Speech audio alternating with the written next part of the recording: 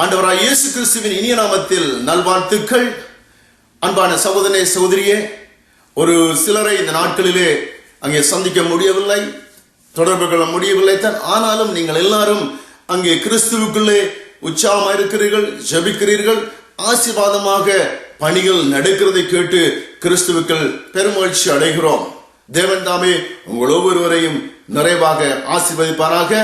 மீண்டும் ஒரு விஷயம் ஞாபகப்படுத்திக் கொள்கிறேன். இந்த மாதத்திலே நான் பயந்து கொண்ட பிரகாரம் அங்கே இந்த மாதத்தில் குறைந்தது 10 பேருக்காவது சுவிசேஷத்தை சொல்லி நம்முடைய இந்த ஜெப டீமிலே நினைக்கும்படியாக நான் கூறியிருந்தேன். அதை மீண்டும் அங்கே கலந்து கொள்ளாதவர்களுக்காக இதனை நான் மீண்டும் ஞாபகப்படுத்துகிறேன். தயவான வேண்டுகோள், இந்த மாத முடிவுக்குள்ள குறைந்தது 10 பேருக்காவது சுவிசேஷத்தை சொல்லி அவர்களை கிறிஸ்துக்களை கொண்டு வருவதற்கு முயற்சி செய்யுங்கள். தேவன் பெரிய காரியங்களை செய்வாராக. இந்த ஆண்டிலும் தேவன் கொடுத்த வாக்கு தத்தத்தை நான் ஞாபகப்படுத்துகிறேன். தேவன் தேசத்தின் சிறையிருப்பை அங்கே திசை திருப்பேர் என்று சொல்லியிருக்கிறார். அதன்படி உலகளாவிய ரீதியில ஆங்காங்கே தேவன் தேசத்தின் சிறையிருப்பையும் ஜனங்களுடைய சிறையிருப்பையும் திருப்பி தேவனுடைய பக்கமாக இந்த நாட்களில் தீவிரமாக தேவன் செய்து கொண்டு வருகிறார். தேவனுடைய நாமத்துக்கே மகிமை உண்டாகட்டும். இந்த நாளிலும் கூட உங்களோடு நான் பகிர்ந்து கொள்ள போறதான அங்கே பகுதி என்னென்று சொல்லி சொன்னால், அங்கே ஜனங்கள் தெய்வத்தை தேடி அல்லது பாவத்துக்கு பரிகாரம் தேடி எங்கெங்கெல்லாம் ஓடுகிறார்கள். தெய்வத்தை அறிந்து கொள்ளவனும் தேவனை நான் அங்கே சந்திக்க வேண்டும் என்று சொல்லி மக்கள் ஒவ்வொரு வருடமும் அல்லது குறிப்பிட்ட ஒரு காலத்துக்கு போய் தேடுகிறார்கள். ஆனாலும் தெய்வத்தை காண முடியாத சூழலிலே மனிதர்கள் வாழ்கிறார்கள். அது மாத்திரமல்ல, தெய்வத்தை சந்திப்பதற்கு எவ்வளோ பணங்களை எல்லாம் செலவழிக்கிறார்கள். ஆனால் எல்லாமே வீண் விரயமாகவே காணப்பட்டு இருக்கிற காலகட்டத்திலும் இன்று வேத வசனத்தை கொஞ்சம் தியானிப்போம் என்று சொன்னால், அங்கே சங்கீதம் 11:7 சொல்லுகிறது, கர்த்தர் நீதி உள்ளவர், நீதியின் மேல் பிரியப்படுவார், அவருடைய முகம் செம்மையானவனை நோக்கி இருக்கிறது. என கேட்டுக்கொண்டிருக்கிற எனக்கு பிரியமான சகோதரனே சகோதரியே, மனிதர்கள் தெய்வத்தை தேடி அலைந்து திரிகிறார்கள் தான். ஆனால் என் வேதம் கூறுகிறது தேவனுடைய முகம் செம்மையானவனை நோக்கி இருக்கிறது என்று சொல்லி, இந்த நாளிலும் கூட கர்த்தர் நீதி உள்ள தேவன், அவர் பரிசுத்தம் உள்ள தேவன். என் வேதம் கூறுகிறது பரிசுத்தம் என்று ஒருவனும் ஒரு காலம் தேவனை தரிசிக்க முடியாது என்று சொல்லி, நீதி உள்ள தேவனை தேட வேண்டும் என்று சொன்னார். பரிசுத்தமுள்ள தேவனை நீ காணணும், பார்க்க வேண்டும், அவருடைய முகம் உங்களை நோக்கி இருக்க வேண்டும் என்று சொல்லி சொன்னால் நீங்கள் பரிசுத்தம் உள்ளவனாய் வாழணும். எப்படி ஐயா நான் பரிசுத்தம் உள்ளவனாய் வாழ முடியும் என்று சொல்லி ஒரு கேள்வி கேட்பீர்கள் என்று சொல்லி சொன்னால், என் வேதம் கூறுகிறது 1 யோவான் 1:7 சொல்லுகிறது, இயேசு கிறிஸ்துவின் இரத்தம் சகல பாவங்களையும் கழுவி சுத்திகரிக்கும் என்று சொல்லி. ஆகவே எந்த சூழலில் எப்படிப்பட்ட நிலையில நீங்கள் வாழ்ந்து கொண்டிருந்தாலும் இயேசு கிறிஸ்துவிடத்தில் வந்து பாவ மன்னிப்பை பெற்றுக்கொள்ள சொன்னால் இலவசமாக பாவ மன்னிப்பை பெற்றுக்கொள்ளக்கூடியதா இருக்கும். ஆகவே எனக்கு கேட்டுக்கொண்டு எனக்கு அன்பான சகோதரனே சகோதரியே, அங்கே 1 பேதுரு புஸ்தகத்திலே இன்னொரு வார்த்தை கூறுகிறது. 1 பேதுரு 1:12 அங்கே 3:12 கவனித்து பார்ப்போம் என்று சொல்லி சொன்னால், அது அந்த வார்த்தை என்ன கூறுகிறது என்று சொல்லி சொன்னா, கர்த்தருடைய கண்கள் நீதிமான்கள் மேல் நோக்கமா இருக்கிறது, அவருடைய செவிகள் அவர்கள் வேண்டுதலுக்கு கவனமாய் இருக்கிறது என்று சொல்லி, கர்த்தருடைய கண்கள் நீதிமான்கள் மேல் நோக்கமாய் இருக்கிறது. என கேட்டுக்கொண்டிருக்கிற எனக்கு பிரியமான சகோதரி சகோதரி, சங்கீதத்திலே பார்க்கிறோம், கர்த்தர் நீதி உள்ளவர், நீதியின் மேல் பிரியப்படுவார், அவருடைய முகம் செம்மையானவனை நோக்கி இருக்கிறது என்று பார்க்கிறோம். இங்கே நாங்கள் பார்க்கிறோம் புதிய ஏற்பாட்டிலே அங்கே வேதம் கூறுகிறது கர்த்தருடைய கண்கள் நீதிமான்கள் மேல் நோக்கமாய் இருக்கிறது என்று சொல்லி. என கேட்டுக்கொண்டிருக்கிற எனக்கு பிரியமான சகோதரனே சகோதரியே, நீதிமானாய் நீ வாழ்வாய் என்று சொன்னால் நீ தெய்வத்தை தேடி எங்கும் இங்கும் தேடி அலைய வேண்டிய அவசியம் இல்லை. தெய்வத்தை நீ தரிசிக்க முடியும். தேவனுடைய முகம் உங்களை நோக்கி இருக்கும். தேவனுடைய கண்கள் உங்கள் மீது நோக்கமாய் இருக்கும். தேவனுடைய செவிகள் உங்கள் வேண்டுதலுக்கு அங்கே கவனமாக இருக்கிறது. இன்று ஆண்டவரை ஏற்றுக்கொண்டோம், கிறிஸ்துவுக்குள்ளே வாழ்கிறோம், சடங்கு அங்கே ஆலய பிரகாரம் நான் செல்லுகிறேன். ஆனாலும் என்னுடைய வாழ்க்கையிலே நான் ஏறெடுக்கிற ஜெபங்களுக்கு அங்கே மறு உத்தரவு கிடைக்கவில்லை என்று சொன்னால், என் வேதம் கூறுகிறது கர்த்தருடைய கண்கள் நீதிமான்கள் மேல் நோக்கமாய் இருக்கிறது, அவருடைய வேண்டுதல் அவருடைய செவிகள் அவர்கள் வேண்டுதலுக்கு கவனமா இருக்கணும் சொல்லி. ஆகவே இந்த நாளில் உங்களை கொஞ்சம் ஆராய்ந்து பாருங்க. வருஷமாக இத்தனை வருடங்களாக நான் ரட்சிக்கப்பட்டும் இன்னும் என்னுடைய வாழ்க்கையில் என்னுடைய விண்ணப்பங்களுக்கு பதில் இல்லை என்று சொல்லி சொன்னால், இன்று உங்களை நீங்கள் ஆராய்ந்து பார்த்து எந்த இடத்துல மனம் திரும்ப வேணுமோ, எந்த இடத்துல இன்னும் தேவனோடு சீர்படுத்த வேணுமோ, எந்த இடத்துல தேவனிடத்தில் இந்த நாளிலும் உங்களை தாழ்த்தி மன்னிப்பு கேட்க வேணுமோ அதை செய்து பாருங்கள்.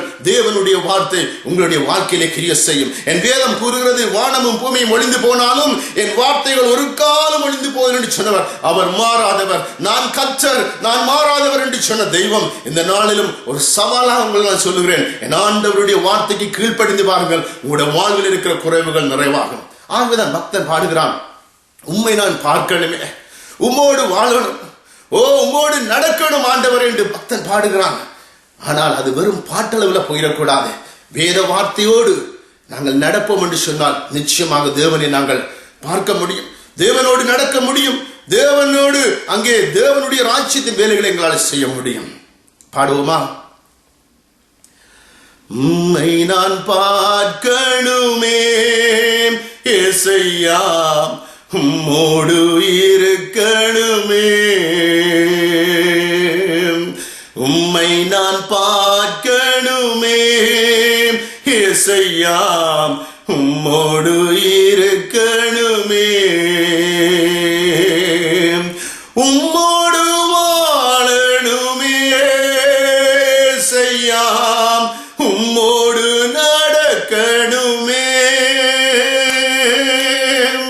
உம்மோடு வாழணுமே ஏசையா, உம்மோடு நடக்கணுமே, உம்மை நான் பார்க்கணுமே ஏசையா, உம்மோடு இருக்கணுமே, உம்மை அல்லாமல் எனக்கு யாரும் இல்லையப்பா, உம்மை அல்லாமல் எனக்கு யாரும் இல்லையப்பா, உம்மை நான் பார்க்கணுமே ஏசையா, உம்மோடு நடக்கணுமே, உம்மோடு வாழணுமே ஏசையா, உம்மோடு இருக்கணுமே, உம்மை நான் பார்க்கணுமே ஏசையா, உம்மோடு நடக்கணுமே. என கேட்டுக்கொள்கிற பிரியமான சகோதரனே சகோதரே, என்னால் ஒரு தீர்மானம் பண்ணுங்க.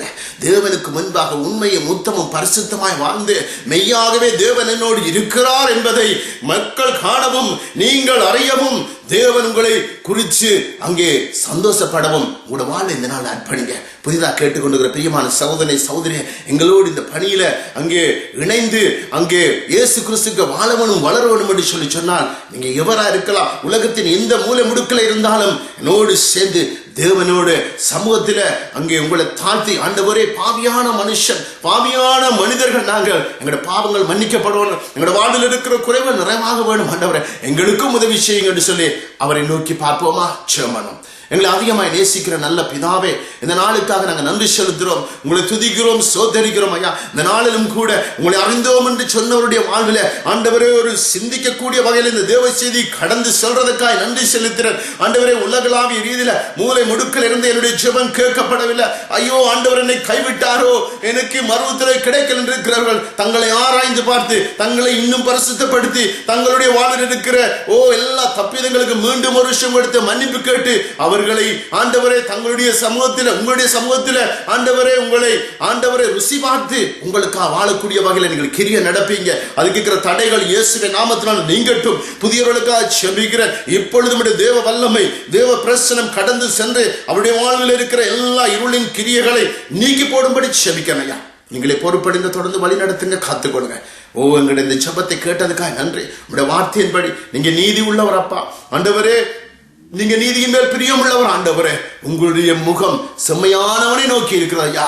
உங்களுடைய வார்த்தைக்காக நன்றி செலுத்துறோம். நீதிமான்கள் மேல் உங்களுடைய கண்கள் நோக்கமாய் இருக்கிறதுக்காக உங்களுடைய செவிகள் ஆண்டவரே எங்களுடைய வேண்டுதலுக்கு ஆண்டவரை கவனித்திருக்கிறதுக்காக உங்களுக்கு நன்றி செலுத்தி ஆண்டவராம் இயேசு கிறிஸ்துவின் வல்லமையுள்ள நாமத்தினால் ஆசீர்வதித்து ஜெபிக்கிறேன் பரிசுத்தமுள்ள பிதாவே.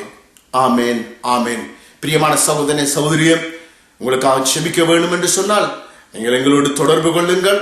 இன்னும் இந்த பணியில அநேக இடங்களிலே அநேகர் இணைந்து கொண்டிருக்கிறார்கள். நீங்களும் இந்த பெரிய பணியில இணைந்து தேவனுடைய சுவிசேஷ பணியை செய்யவும் மற்றவர்களுக்காக அங்கே ஜெபிக்கவும் விரும்பினால் தயவு செய்து நம்முடன் தொடர்பு கொள்ளுங்கள். கடந்த நாட்களிலே அங்கே ஒரு சிலர் இணைந்திருக்கிறீர்கள். தேவன் உங்களை ஆசீர்வதிப்பாராக. இன்றைய நாளிலும் மீண்டுமாக எங்களுடைய ஐடியை சொல்லிக்கொள்ள விரும்புகிறேன்.